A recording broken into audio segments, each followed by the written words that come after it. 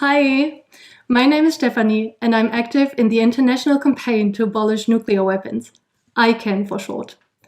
Probably ICAN's biggest success is the Treaty on the Prohibition of Nuclear Weapons, which I would like to introduce to you in this video.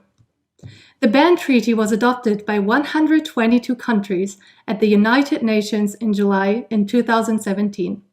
It finally closes the gap in international law. Bioweapons are banned, chemical weapons are banned, but of all things, the most destructive weapons of mass destruction were allowed until recently. This is now changing. The treaty came into force 2 years ago, and 92 states have now signed it, 68 of which have already ratified it. The treaty came about largely as a result of pressure and the cooperation of civil society, ICAN included. On the one hand, the outlawing of nuclear weapons has an important symbolic significance. Nuclear weapons can cause suffering of unimaginable proportions, and their use is unacceptable under any circumstances.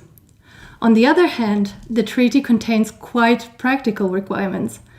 In addition to the production, use, and possession, the threat of a nuclear strike and the stationing of nuclear weapons in other states are also prohibited. Support for these activities is forbidden too. The set of rules is a clear step forward and a clear rejection of the nuclear deterrence doctrines that still shape the international policy of powerful states today. The fact that the ban was adopted is a minor sensation. After years of stalemate in nuclear disarmament, many countries not possessing nuclear weapons dared to vote in favor of an agreement against the declared will of the powerful nuclear states. They have every reason to do so, because they are permanently threatened. A nuclear war could level them to the ground. The ban and the preceding negotiations also cast a different light on nuclear weapons. The focus is not on military thinking and geopolitical interests, but on people. Background of this is the realization that an attack with nuclear weapons has catastrophic consequences. Adequate medical aid is impossible. That's why at the beginning of the negotiations, the first efforts in the direction of the ban were called humanitarian initiative. Some politicians claim the agreement is useless because the nuclear weapon states are not part of it. In fact, they are not expected to join it in the foreseeable future. But other agreements show how it can work.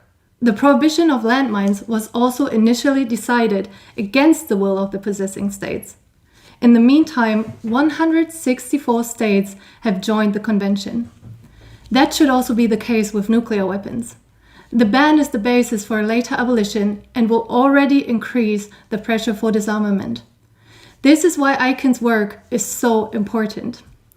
If you agree, share this video and give it a like at Project for Awesome 2023.